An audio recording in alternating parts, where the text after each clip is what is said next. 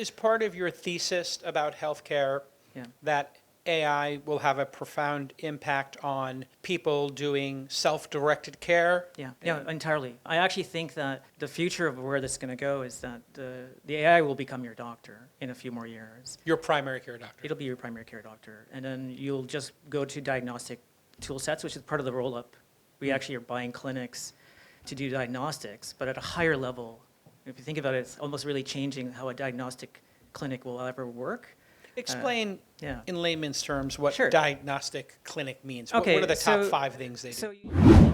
This Week in Startups is brought to you by Northwest Registered Agent. Get more when you start your business with Northwest. In 10 clicks and 10 minutes, you can form your company and walk away with a real business identity. Learn more at northwestregisteredagent.com/twist. Hubspot. Check out the guide, Advanced ChatGPT Prompt Engineering from Basics to Expert in 7 days. Download it for free at clickhubspot.com/twist2.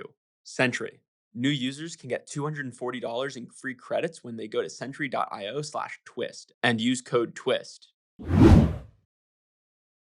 Welcome back to This Week in Startups. I'm your host, Jason Calacanis. I am just wrapping up an amazing week here in Tokyo where we launched Founder University. Founder University is a pre-accelerator. You would go to Founder University in year 0 of your startup. You got 2 or 3 co-founders. You've built a project. Maybe you incorporated. Maybe you haven't even bothered incorporating yet. You're in year 0. That's what Founder University is for. It's a 12-week program. We do it in Tokyo.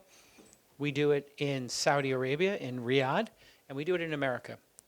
We have thousands of people apply and dozens of people we accept, and we spend time with you working on your startup. So while I'm here, I've been recording some episodes of This Week in Startups, Twist, as we refer to it in town, and I've been learning a lot about the ecosystem in here in Tokyo, and as well discussing with a bunch of venture capitalists, angel investors, and founders how they look at the market. Japan, still 3rd or 4th most important economy in the world. And something changed in Japan for the last 20, 30 years. Young people wanted the safety of a job at a big company, and they might work there for 40 years. Now, the preference of young people in Japan has flipped over the last 5 years or so. They want to start companies. And they've got quite a legacy and a tradition of innovation in the technology space. So I'm spending time here because I think it's going to be one of the great startup markets of the next 20 or 30 years. With me today, I've got 2 investors and founders. Max Weiss is a venture capitalist. We had dinner last night. His firm is Pacific Bays Capital. He focuses on aerospace, defense, space, energy, and basically making Japan more resilient, almost Japanese dynamism, to use the term we use in America. Yeah, I think so. Anything related to economic security, really. And we believe that we need to partner with the U.S. to make those kinds of things happen. So Japan focused, but also a strong economic security sort of partnership type of focus too. Yeah, and this is a very interesting time to be doing that, as I said, or observed from the feedback I got this week. Young people are looking at entrepreneurship in a different way, and the relationship with Japan and America is in a little bit of a crossroads. We're going to get into some of that geopolitics as well and the global dynamics. Fred Almeida is also with us. He's an entrepreneur and investor, deep focused on AI and autonomous systems. You're the CEO of American Medical, which is a roll-up. It's a mix. It's actually 2 parts of a platform. But explain. So we felt actually that there's a shift in the way that medicine is being provided to a lot of people, both in the U.S. and Japan. And it's clear that we're not getting enough doctors coming out of the schools, especially doctors that have a more general approach to how medicine could be done. Everything's really specialized, especially in the U.S. And so we felt that the patient side needed their own version of an AI medical doctor, but we also needed to balance that out with the doctors themselves. So we actually started with a number of hospitals, and we're already working with doctors to basically figure out how do doctors want to talk to patients through an AI platform. Got it. Yeah. And this is under development, launched? It's under development, still pretty new. All right, great. So I think that gives us 2 really interesting jump-off points. And you heard my sort of a preamble here about Japan. You're based in Japan? Tokyo. In Tokyo. Yeah. Why? Oh, you've been here many times. This is a lovely country. I actually think, to be honest, like some of my first startups were here in Tokyo, and I built one of the first robotics companies here, self-driving car company here in 2016. And that was way before anyone really understood what it's going to mean. And it just feels right to build AI and technology like robots here. Yeah. And it just does. Yeah. And is part of your thesis about healthcare Yeah. that AI will have a profound impact on people doing self-directed care? Yeah, yeah, entirely. I actually think that the future of where this is going to go is that the AI will become your doctor in a few more years. Your primary care doctor. It'll be your primary care doctor. And then you'll just go to diagnostic tool sets, which is part of the roll-up. We actually are buying clinics to do diagnostics, but at a higher level. If you think about it, it's almost really changing how a diagnostic clinic will ever work. Explain Yeah. in layman's terms what Sure. diagnostic clinic means. Okay, What are the top so- 5 things they do? So you'll actually find if you go to a doctor, a lot of doctors don't want to call for tests because it's really kind of painful for them. They have to fill out forms. They have to deal with a lot of issues with that. So they'll Insurance issues. insurance, pre-authorization in the U.S. In Japan, there's like limits to So this. it's cumbersome. So It's they cumbersome. don't send you for tests. Yes, and then so it ends up, you end up spending more time doing like basic testing with the doctor that's looking at your ear, for example, if you have an ENT, and if you have like an infection. And then it may take 4 or 5 visits before they actually realize, after they do a diagnostic like a CAT scan or MRI, that you have an infection in your tonsils instead of your ear, right? And then so we believe that if you actually fix diagnostics, it's not perfect diagnostics, right? You do get positive, you get negative positives and positive negatives, right? So ultimately what we want to solve is, can we use AI inside the clinics to make it much better? But at a higher level, as if you do a roll-up across clinics, you can actually see how people are generally feeling, right? And you can actually extrapolate trends and movements across it. So in a way, like it's the way you would do like a differential geometry of like a stock market. You can see the flow of how people are moving, and then you can then make predictions on it. So to translate that, Yeah. I have some pain in my ear or maybe it's in my throat. I'm not sure. I've got a collection of symptoms. I type into an AI, these are my symptoms. It does a really good job. Yeah, it'll actually do differential analysis on you. Yeah, and it does an amazing job today. In Yeah. fact, a lot of the studies that are coming out today say it's matching and exceeding doctors, correct? Yes, we already are actually, yeah. So that's Yeah. today. That's today. Who knows what happens in a couple of years? It'll clearly be better. Then the second piece is, okay, there's this weird thing where the system is so convoluted that a doctor might not want to send you to just get the test that would confirm this. But if you take out the doctor visit, which is how they make their money, which they're incentivized to say, no, come to the office, come to the office, and that wastes tons of money and time, why not just ask the AI, hey, here are the symptoms. It says, you need to go get a swab in your throat or a blood test, whatever it happens to be, Yeah. and then we'll know. So that's more efficient. So you're actually flipping it and saying, just go right to the test. There's a benefit of if you can go to the test early enough, we can catch disease at a level where you can treat it with very easy, like an easier way to treating it. So if I find cancer at stage 1, it's very fast, right? You can literally not have cancer by just doing a special test. And on top of that, most people don't realize that the reason you're feeling bad is often you just don't have enough nutrients. Huh. And if you do, for example, a genetic methylation test, we can actually see what you're missing. That's fascinating. And then you just get it. And then, so you don't even have to go to the doctors at that point. So this is extremely disruptive. Yeah. There's a group of people, I'm wondering if you've been inspired by the tip of the spear, biohackers, body hackers, Yeah. self-directed folks who are using their Whoop, Yeah. their Aura, their 8 Sleep, we're investors in Yeah. that last one, and then they're going to Function Health, or Whoop is doing labs, and this is the United States at least, Yeah. and then Superpower is another lab one. I we know did that them, one. yeah.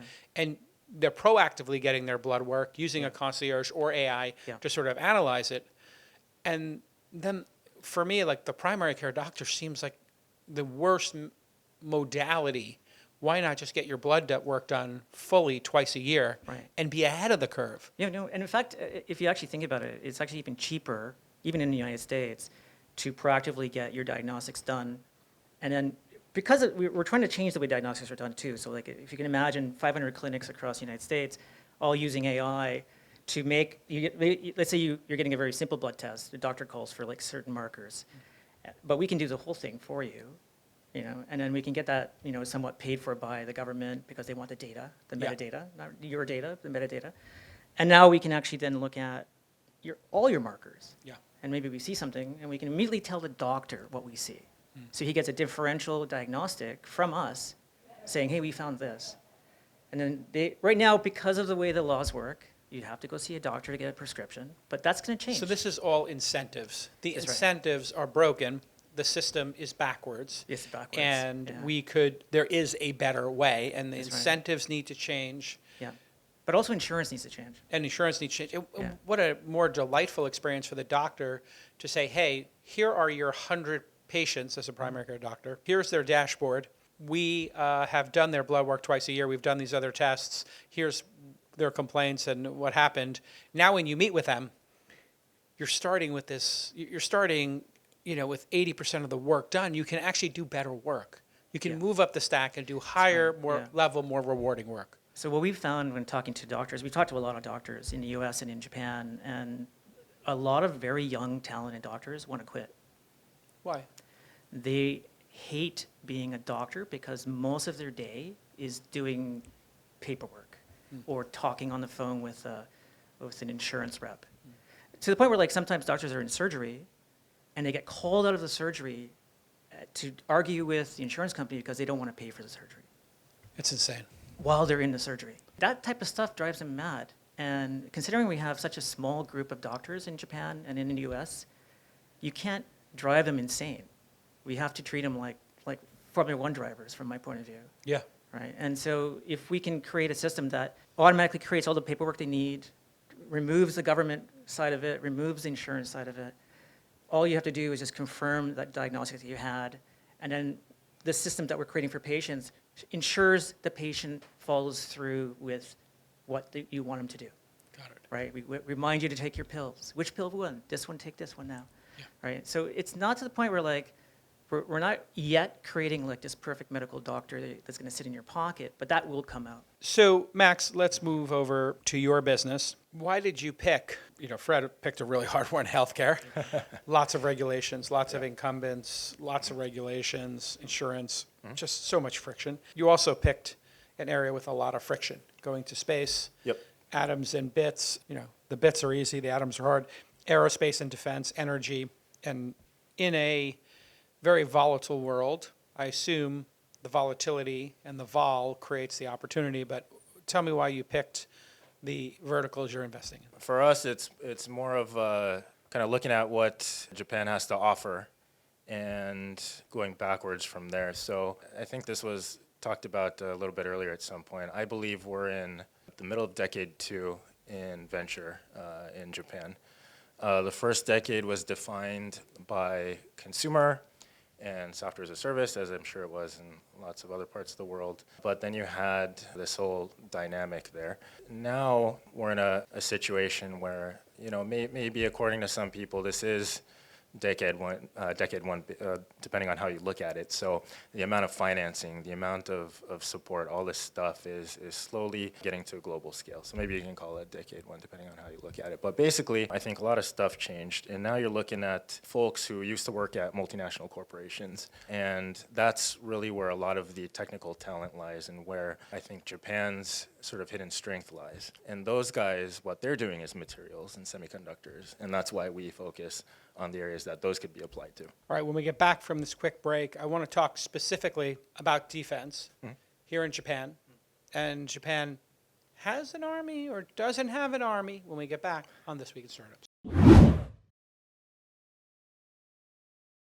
Logs are an essential part of just about any tech startup. You need to keep your eyes on how your product is being used, and you definitely need to understand what happened when things go wrong. But logs are notoriously messy. It's especially hard to gather the insights you need when your logs, errors, and performance data all live in different tools. But now there's a solution. Sentry. Sentry's logs are trace connected and structured, allowing you to follow everything clearly and understand the context, even if you're a non-technical founder. Whether you're debugging your front end, back end, your mobile app, whatever it is, Sentry will give you the context you and your team need to get the problem fixed and to get on with your day. You got other things you got to focus on. That's why more than 4.5 million developers are already using Sentry, including amazing high-profile teams like Disney Plus and Anthropic. Learn more by going to sentry.io/twist and use the code TWIST to get $240 in Sentry credits. That's SENTRY.io/twist.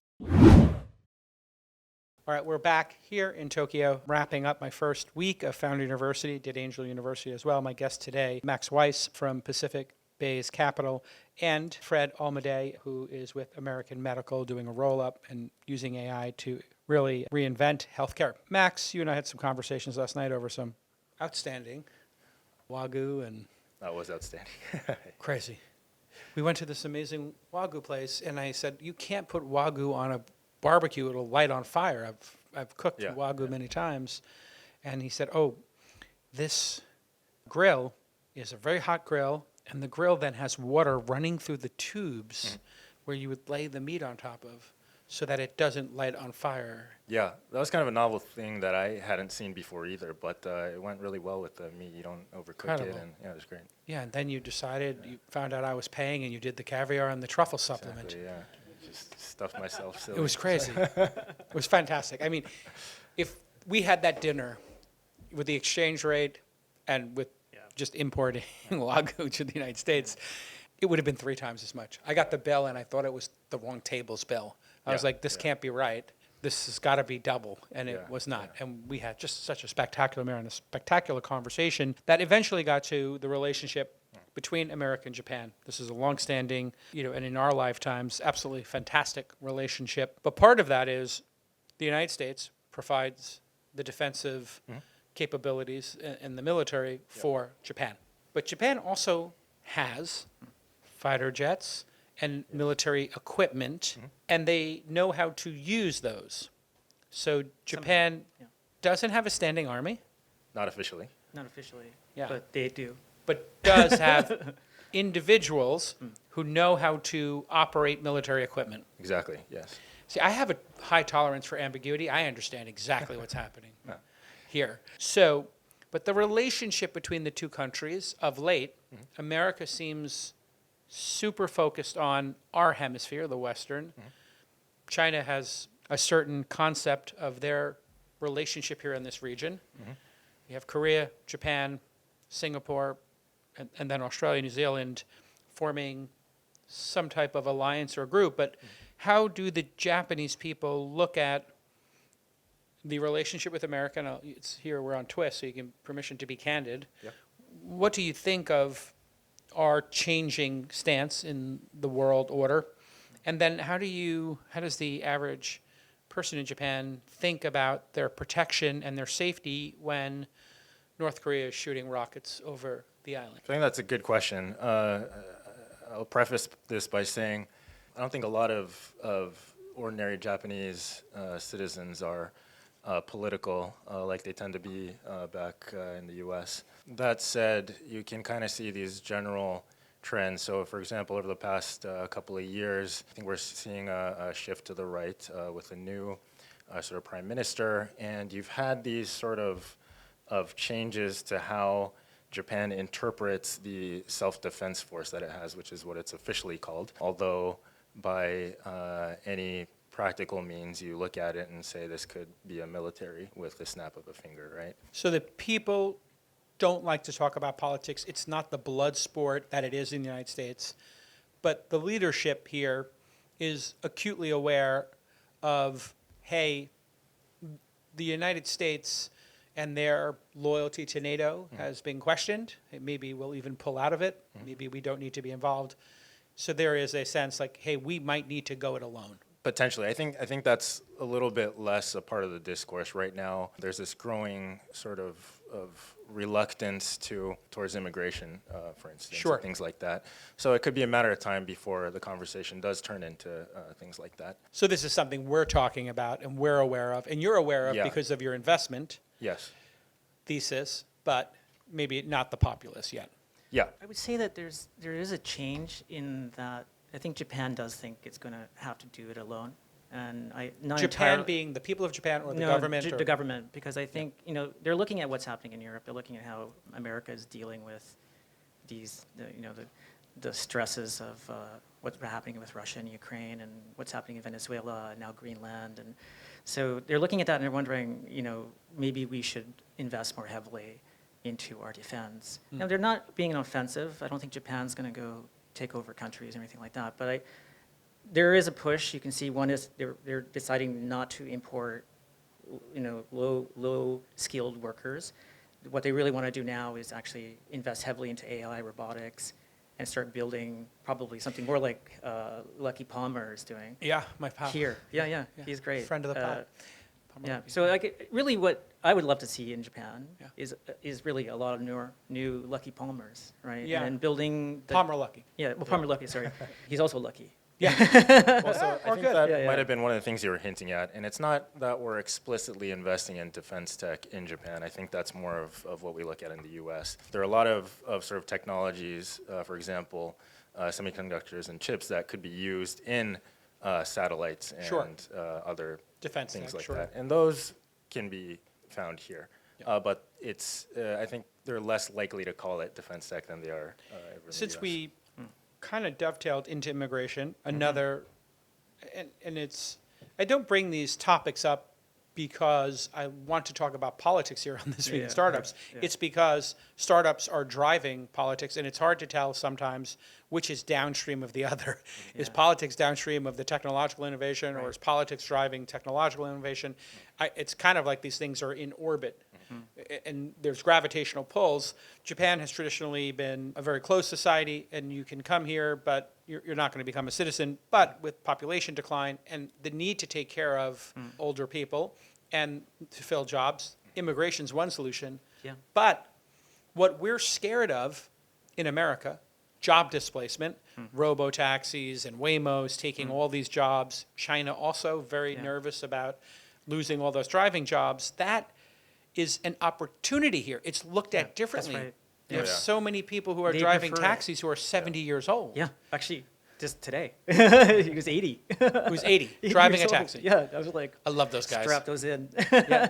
No, I mean, Yeah, these but they were guys know actually very, exactly very where they're going. healthy. Automation's never really been a dirty word here, like it's been in other countries. Yeah. Fascinating that it's looked at as an actual opportunity. And I think Waymo's driving some cars around, and Uber Waymo's- has made a couple of Waymo's announcements. here and a few others. I think Zoom might be here. But Zooks. Zooks. Listen, we all know ChatGPT is amazing when you just need to look something up quickly. But if you're not going really deep and getting strategic when you write your prompts, you're not getting the most out of this incredible tool. But I've got a free resource from our friends at Hubspot. It's called Advanced ChatGPT Prompt Engineering, from basic to expert in 7 days. HubSpot is giving you a complete system for structuring ChatGPT prompts using the ROSES framework: role, objective, scenario, expected solution, and steps. Thinking about your prompts this way is a huge game changer, and it's taken me from just hoping I get the right output I'm looking for to knowing with confidence that I'm going to get the information I need organized the way I want it. So level up the use of your AI and download the guide for free at clickhubspot.com/twist2. That's hubspot.com/TWIST and the number 2. Or find the link in the description. And thanks to HubSpot for sponsoring this episode. When you're looking at those companies, tell me about Japanese startup culture and the Japanese capacity to build these type of companies. Because there's a big tradition here of doing it. Yeah.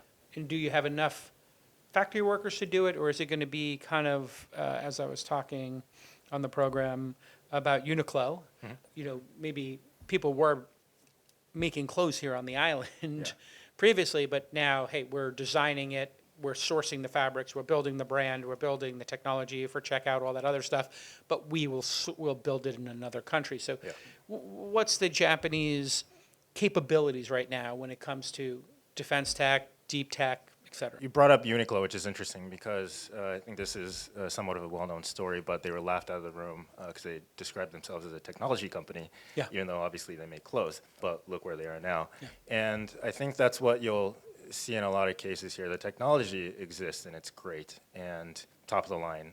In semiconductors, for instance, a lot of the tools and materials that are needed to create semiconductors that TSMC then produces can only find in Japan, and in some categories it's a 90% monopoly. So we're confident in the technology part of it. What's missing is the sort of company building part of it. So I'm part of a fund. I'm part of several funds, but one of the funds, it takes university research and then does more of a sort of startup builder approach. And I think that's one thing that we need over here. I know that Jetro, you're working with to bring capital, Yep. which is fantastic, I think. And the next step beyond that, I think, is to then bring in foreign sources of revenue. There's customers. There's a phenomenon in Japan called English allergy. This is a term that a lot of people use here, so I think folks in the audience might be familiar with that. What it is it's not just an inability to speak English or to do English sales. It's just an allergic reaction. They feel physically disgusted by the idea and can't bring themselves to put themselves in front of an English speaker, right? It's not because people can't speak it, although we're in the bottom 10% globally in proficiency, but it's just this fear of failure. To embarrass yourself by not speaking it well? It's, or not to be able to get the... It's risk aversion, to embarrass yourself, to not be able to convey what you want properly. So there's this whole philosophy called Genten Shugi, Japanese, which means you're judged not by your accomplishments, by what you've screwed up. And this is how people in some traditional Japanese companies get decided whether you get a promotion or not, or whether you advance in the company, right? And so it's this deeply ingrained Your mistakes concept. define you. Exactly, yes. The opposite of America. The where opposite, we're like, yeah. Entirely opposite. you've screwed up so many times. What are you doing next? Yeah, it's, Yeah, one, it's one yeah. of the things you have to address, I think, as you bring up Founders University here. Yeah. It's like how can you break out of that? And the key way is really just to have them fail faster, Yeah. maybe, so they get it out of them, right? Like do something fast, it fails, great, do the next one, right? Like so, they have to feel like there's less risk of Yeah, failure. and one of the interesting things about immigration today here is you have a lot of founders and investors who've been successful in the United States who look at, and you're both Americans, born in America. Canada, Oh, Canada, okay. yeah. But I'm mostly American. He likes to pretend he's I love America more. No problem, no problem. Well, we're going to make it the 51st state. It depends on, I hope so. well, Venezuela, Greenland, and Canada, it's hope going to Mark- be 1, 2, and 3, 51st, 2nd, or 3rd. We're not sure how we're going to do I it hope our yet. PM is watching. But, you know, it's great. It's going to be great contribution to the American experiment when we start adding states. You know what we're seeing though, for example, with a semiconductor company and Yeah. a few others, is a lot of Americans and Europeans want to come live in Japan. Well, that was where I was going with it, Yeah. is this could change because Japan is open to high-skilled, high-skilled, employees, entrepreneurial, and investors coming here. They That's have, they're very interested in that. Yeah. They may not be interested in not maybe people immigrating at lower skill levels or from cultures that may not integrate as well. Yeah, they've had some problems with that. Yeah. But there is really very little stress to come work in Japan if you do have skills, especially if you have a master's degree or better. That was very different 20 Yeah. years ago Yeah, back then, you know, it was harder to come in here. Yeah, because they thought it was competition for jobs, or They didn't really know. I actually think it was just so new to them. Ah. I came here as a student, and I was like the only foreigner in the city I was in, and people would follow you. Oh, around. really? Oh yeah, I remember that. Kids would follow you around. Like I'd be Yeah. walking down the street to go to school, and you'd have like 20 kids behind me. yeah, was so the really first weird. white guy that ever did. I had that actually happen in Doesn't I happen had that anymore. happen in Shenzhen over maybe Yeah. 20 years ago. Right? Yeah. I around went the to an 20 year, amusement right. park that was only Yeah. for people from China, and just literally 20 kids surrounded me and were touching me and Yeah. touching my hair happened and here wanting too. to take pictures with me with Yeah, I took so many pictures. film cameras. And they had never seen a white guy before from Yeah, America. But we're seeing more hybrid teams. Like, for example, my CTO and chief research officer are both Japanese, but my chief medical is American. And so, you know, and it works really well. I don't know. I think mixing teams like that may actually be a very powerful I think it's good tool. for the culture. It's good for Yeah. broadening the skill set. Yeah. So the Japanese team would benefit from the audacity, aggressiveness, Yeah, it bluntness balances of the Americans, and Yeah. the Americans might learn a little humility, hardworking, Discipline. and discipline Yeah. by working with Yeah. a Japanese team. Yeah, and not So- just that, you can pay them less over here too. But we come up with an idea that we shouldn't be paying less, actually. Well, but not as much as America. America's gone Well, crazy. let's just discuss it. What is a Japanese developer? Let's say somebody who's been a developer for 5 or 10 years. What would their compensation be here? Broad strokes. Working at a big company. Amazon, maybe like a mobile developer. Yeah. 7 million yen, which is about what, 45,000 K. What? Yeah. So That's at Amazon. That's a third. By the way, I want Yeah. to clarify something real quick. I'm not advocating for paying people way less than their market value. What I'm saying is you can bring in highly talented folks from abroad, but pay them closer to what the average salary is in Japan while paying them more, while raising the overall sort of salary level here. But you're getting folks with very specialized skill sets from the U.S. that are willing to move here despite the pay cut. Right, well, they because- would be coming for the pay cut, but getting the lifestyle Yeah, gains. Yeah, yeah. exactly. And then Yeah. you could Yeah. increase the salary of Yeah. a Japanese executive Yeah. and give them the opportunity to work with the Americans. So this could Yeah. be win-win-win. The company That's right. Right. has overall a lower average salary than in Silicon Valley, which is Yeah. absurd Yes. because the cost of living is absurd. And then you get this great cross-cultural functional team that gets to benefit from each other, and the salaries can go up and the quality of life can go up. Right. Living in San Francisco in fear and Yeah. in danger Yeah. is, I was talking to some Americans who were here for the first time, and they were like, I left my laptop out. And I'm like, yeah, it'll be there next week. You could Yeah. literally Don't touch it. leave Yeah. your laptop in Yeah. Starbucks at 8 a.m. and come back at 4 p.m. It'll still be in the same seat. I've lost my wallet, my bags, everything here. Every time it comes back. Never had it disappear. In America, literally, they've done like Yeah. reality TV type Yeah. shows where they'll put a laptop with Yeah. a cable on it and The funniest was France. put it in Starbucks, and literally within 5 minutes, somebody's Not even yanking 5 it and minutes. falling on their face. It took Crazy. us 3 seconds in France, and it was gone. Yeah. So, it's crazy. listen, I could talk to you guys all day long. Yeah. It's absolutely fantastic to meet you. And we have 5 of the founders who came to Founder University. These were the ones that distinguished themselves out of the 30. And I was wondering if you would hear their pitch. Now, this is year 0. And then give them, hey, this is what I think of your idea or what was solid, in your thinking. And then maybe a challenging question. One of each. Would you guys be willing to do that? And- Absolutely. Of course, yeah. And you'll be candid. Yep. Okay. Very candid. Well, here in Japan, this is one of the things I've been working on with the founders is we're going to be brutally candid. So just pretend it's like a Korean soap opera or, just forgive us for being American, but we want to be incredibly blunt. We're going to tell you the design is a 4 of 10, needs to be an 8 of 10, or the business model is challenged for this reason. Okay, 5 extremely candid pitches live from Tokyo when we get back. One of the first things we teach in Founder University is the value of forming a Delaware C Corp. Even if you're not in Delaware, it may sound complicated, but this is a standard for startups, making you more attractive to investors. And our friends at Northwest Registered Agent can help. They're the all-in-one business identity service that's going to get you a domain, a custom website, business email, and phone number, all in just 10 clicks and 10 minutes. They're going to protect your privacy by using their own address on all public filings, and they're never going to sell your data. Plus, Northwest Registered Agent has all sorts of free tools and resources to ease the process of becoming a first-time founder and ensure that you can focus on building your business, not administrative tasks and paperwork. So get more from your Delaware C Corp with Northwest Registered Agent. Learn more at northwestregisteredagent.com/twist. Hello everyone, I'm Japanese founder CEO of Cascade. Cascade provides a digital ad optimization platform for the performance marketing. Here is our real customer, Leo. He is a brand manager at cosmetic company.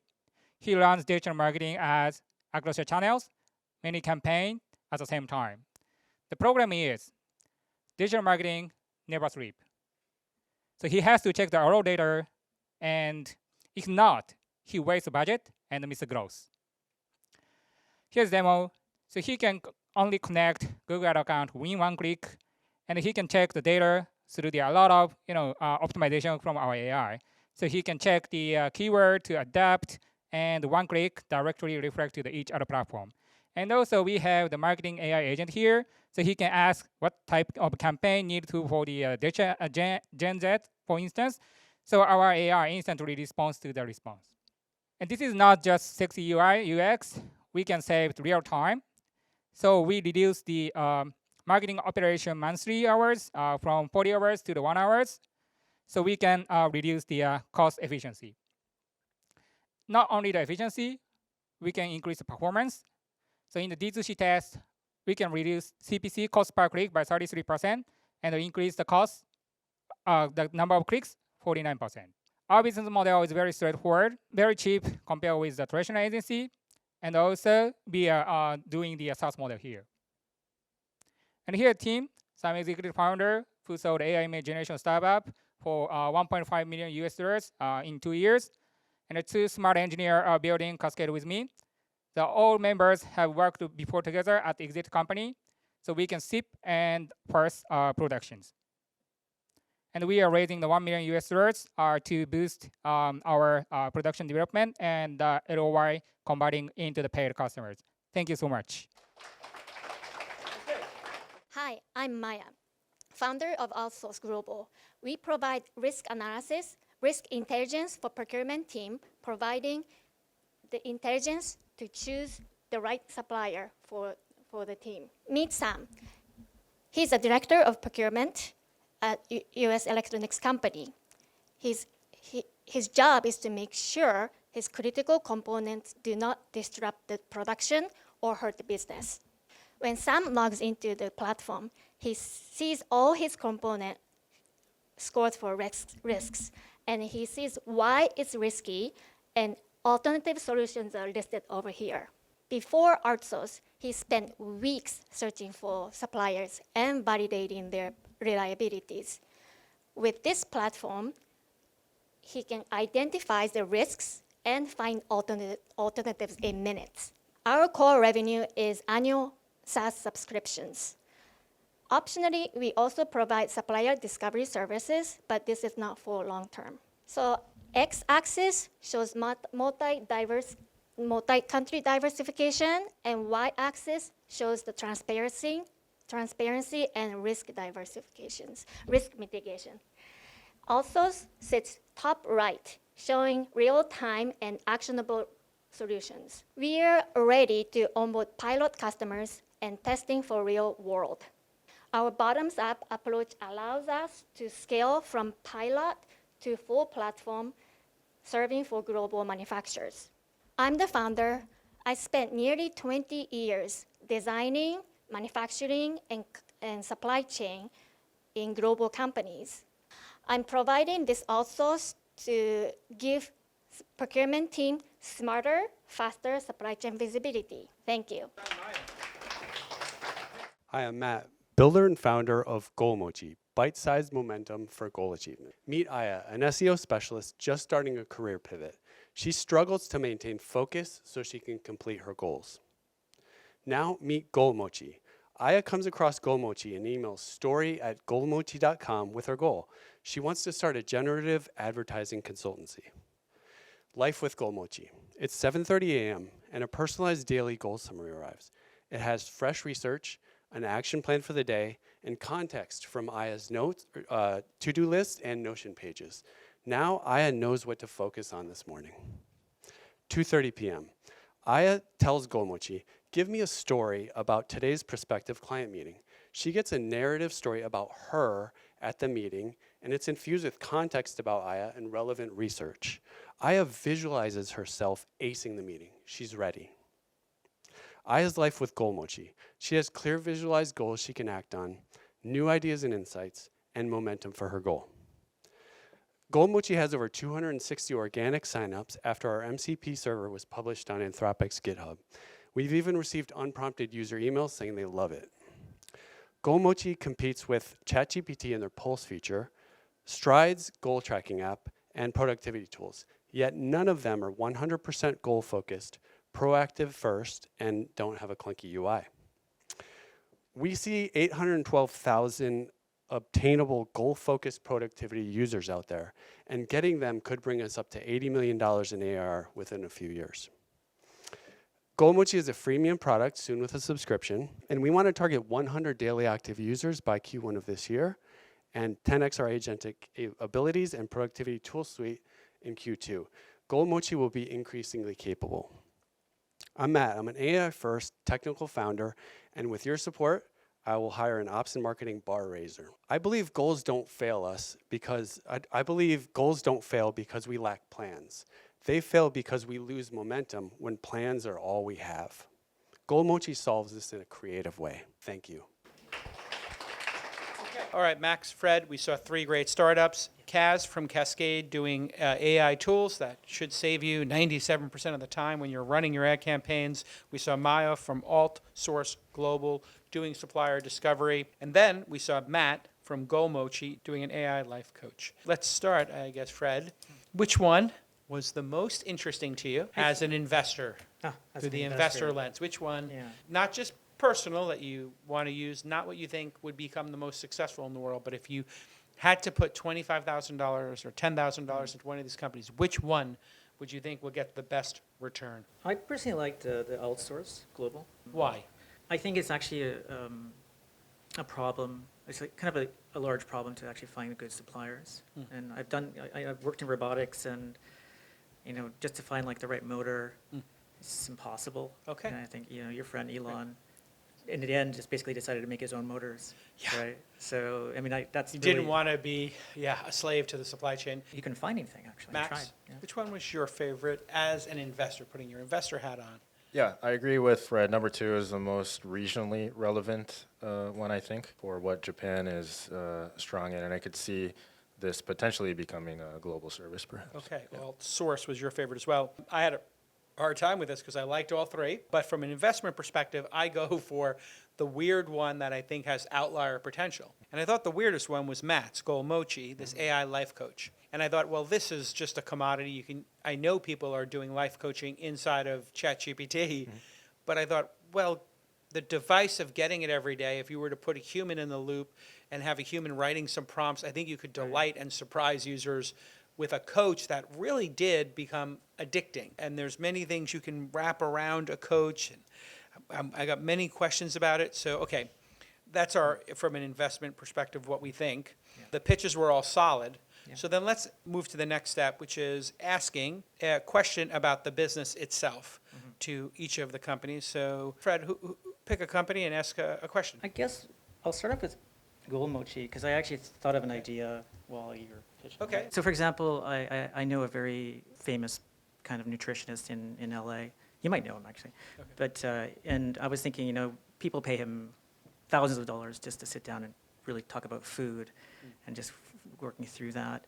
And I was like, is Matt thinking of bringing in like significant experts and into making them your coach? Yeah. So they become your You life can coach, create, not GoalMochi. You can make a persona based on them. I mean, Matt, it's a GoalMochi persona based of like an expert, and then let's it's trained give on Matt their the microphone. Matt, you can answer that. GoalMochi actually has memory, so it can definitely play that role. It can take on a persona. And also, I see GoalMochi as being on the right side of model development, because as they get better, it's just going to get more capable and take on that persona and help much better over time. Okay, well done.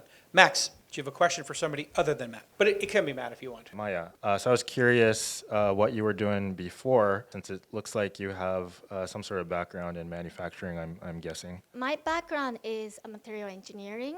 I started as a design engineer, basically modeling for body in white, and I worked with many suppliers.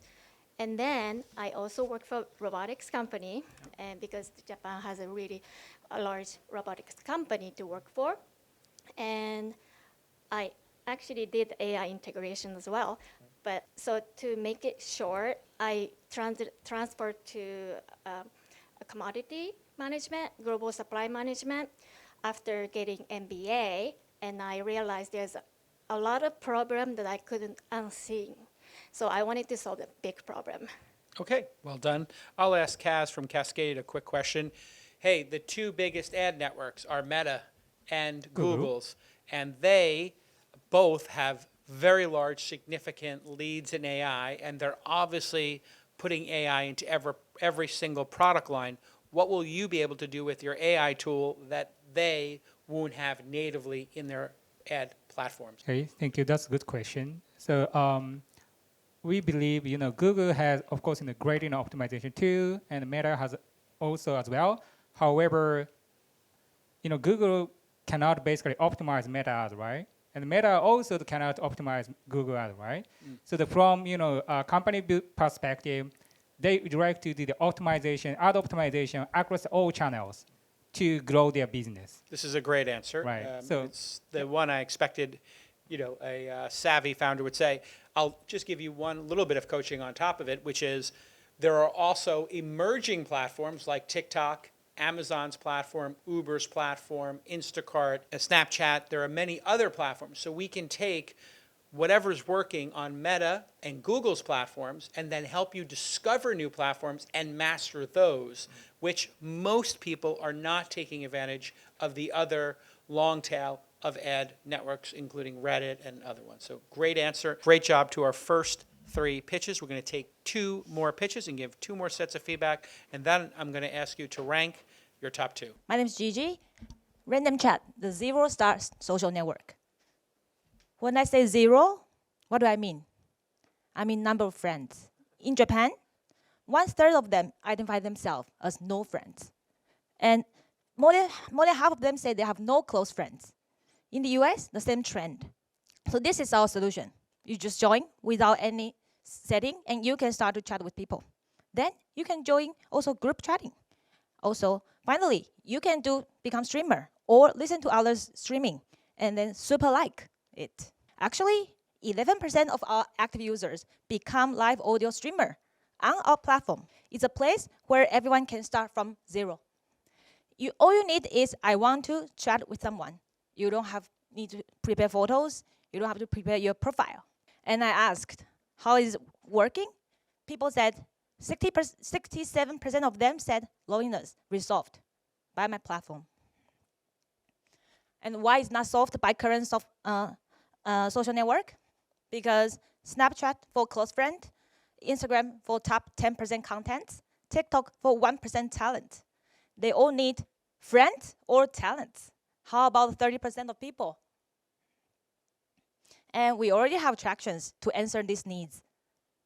We have 4 million downloads now, 200K monthly active users, and each user spends 70 minutes per day on our app. And we have 3 revenue streams now: in-app purchase for microtransaction and ads, and also subscription to remove ads. After 0 to 1, next, we will build their identity on our platform. They already have friends on our platform. So next, they want identity. So that's where AI can help us, because we only have 2 people now, or engineer. So now we are using AI to create visual identity for our users. That's all. Thank you. Hi, I'm Eugene, founder of Air Inc. AirTest is AI-powered QA for the era of vibe coding. The problem: meet Matt, founder of No Reply, one of your companies, actually. He's scared about introducing bugs during a significant refactor. He provides a URL, and within seconds, our agents are analyzing his site. Within minutes, we get right to the tests. He has a full suite of automated tests covering his application. The competitors are providing AI tools, but they put them in desktop apps. Ours is browser-based, all in the cloud, and time to value is minutes versus hours. Traction, we've got 1 paid customer and 1 mid-market pilot. Zyko, it's a local company. They're pretty awesome. Roadmap, we will expand into agentic bug fixes, UX gap analysis to tell the UX health of your site, and security surface mapping to provide the same. Verticals, scrappy SaaS, always on QA. Scale-ups transforms QA engineers into velocity accelerators.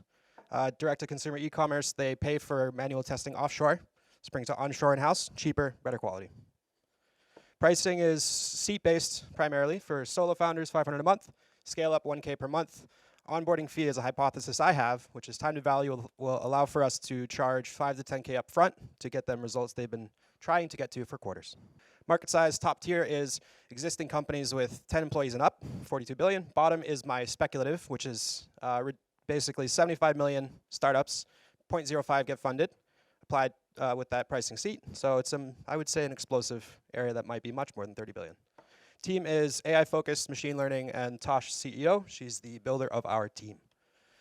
I'm raising runway for the next 24 months. Keep the team small until we get to 20 to 30K MRR. And then we know how the mechanics of the business work. We can apply capital, scale it appropriately. The ask, I want everybody here, if you can, to send me one of your portfolio companies. I will analyze it, generate tests for it, provide you some results. Explosive velocity with automated proof. That's what Airtest provides. Thank you.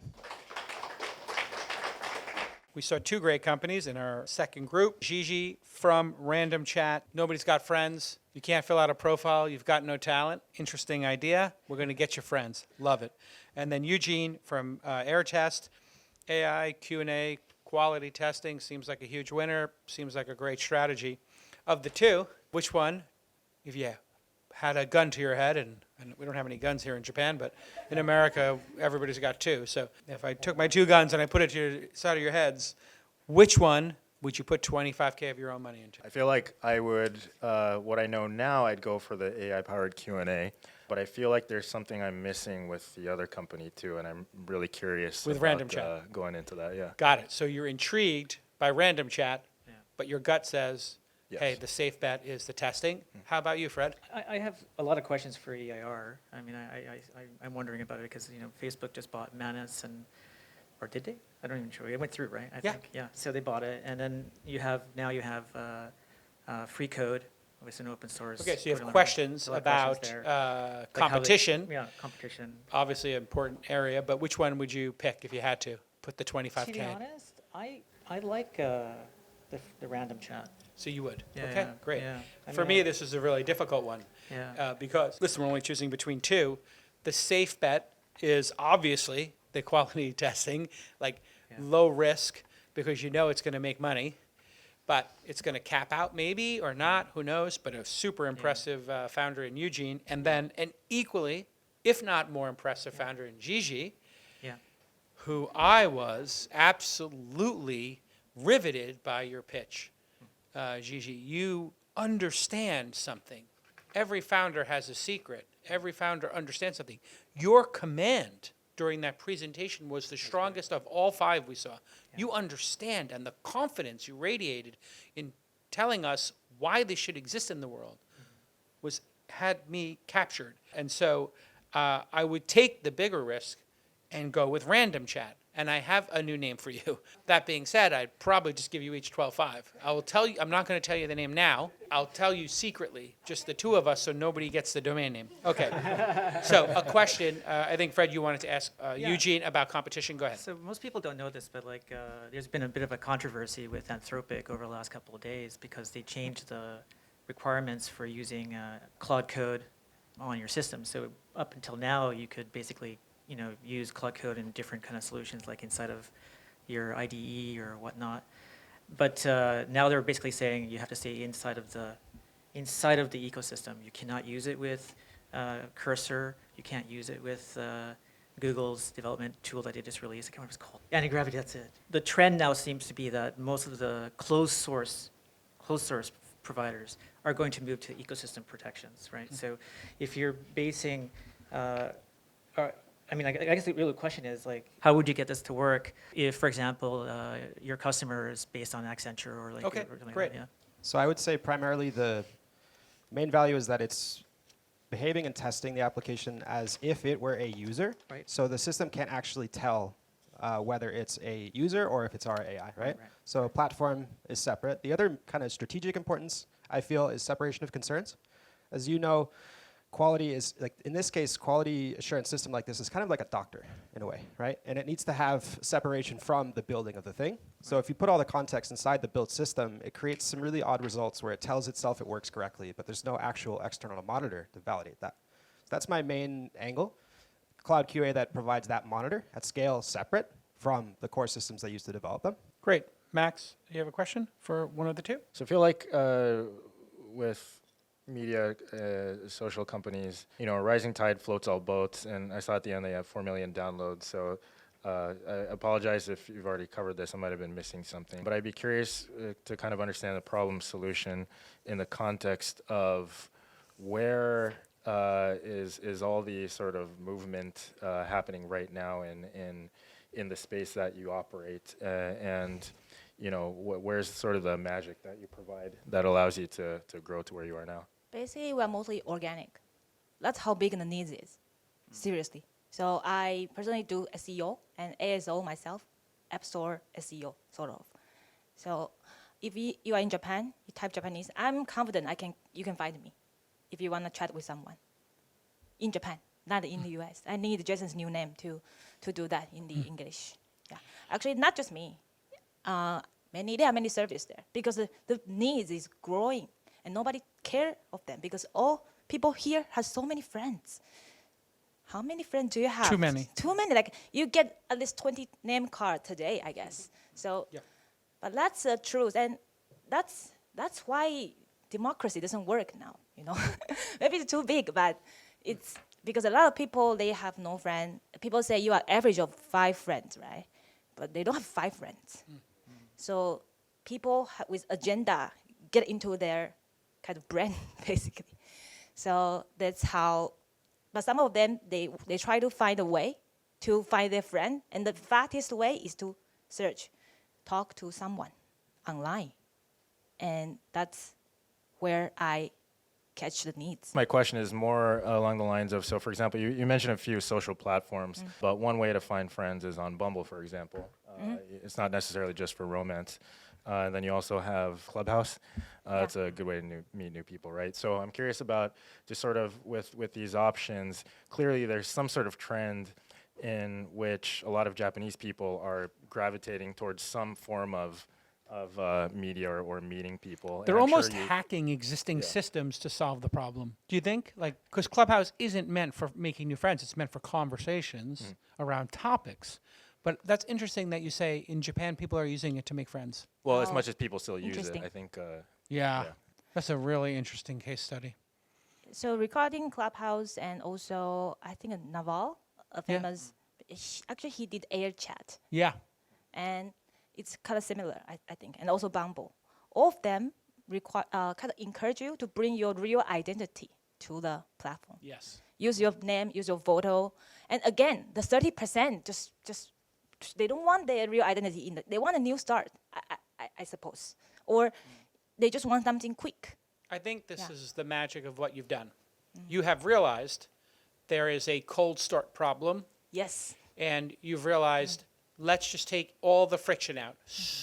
If you're lonely, talking to someone makes you less lonely. Yeah. So why don't we let you talk with someone? Yeah. Which is what chat roulette was. So Yes, you're more yes. like chat roulette. Yes. But chat roulette wasn't explicit. It was more for entertainment, not for friendship. And then I like your idea of the big reveal. We invested in a company many years ago called Whisper that was a geography-based one. So you would start chatting with people who were in your neighborhood. And these anonymous chats do have some issues. You have to be careful about, maybe going after young kids, et cetera. Yes. So you're going to have a lot of issues you're going to have to deal with. But if you're thoughtful about it, I think that you have the start of something that could be magical, which is, okay, you start with no persona, then you do a persona, Yes. then you can reveal your real self Yes. when you want. And Yes. both people can choose to reveal themselves, and that could only be for paid accounts. Yes. So if you want to reveal, you have to be a subscriber, and then what you can say is, you will verify their identity. So you have to have a verified identity with your driver's license. Services you can use for that. I don't know how it works in Japan, but in the US, there are plenty of ways to do that. Or relatively understand this is who this person is. You verified their phone number, you verified their email, you verified their driver's license, all different ways, credit card. You'd at least know something about the person to avoid some problems. I think it could be magical. It's weird. It's interesting, and I think you're the right person to do it. Let's give all 5 companies a big round of applause. And now, I ask you to pick your 1 and 2. Your 1 and 2. We'll start with your 2 and then go to your 1. We'll go 2, 2, 2, 1, 1, 1. I have my 1 picked. I have my 2 picked. I loved all 5. These are 5 companies that I think are all investable. All 5 deserve angel investing to get to the next stage. All 5 are very frugal, I think. They're not going to need a lot of money to get to their first paying customers. and to get to some level of product market fit. They have varying degrees of it. They're obviously in different stages here, but I am really enamored by all 5. It's going to be very hard for me. In fact, I just changed my votes, or I changed my number 2 vote. Okay. Fred, you're looking up, so you have your number 2 ready, just your number 2, and why? I think my number 2 is probably EIR. Okay, air. And because I do see where they sit in the whole software development life cycle, but I still have tons of questions, but I do like Okay, it. And I'm that's working your on number putting it 2. on. Yeah, that's my number 2. Max, who's your number 2?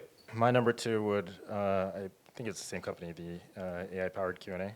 So air testing was your number 2. I considered that for my number 2. I considered Altsource Global as my number 2, and I considered Cascade as my number 2, but I picked for my number 2, Matt and GoalMochi.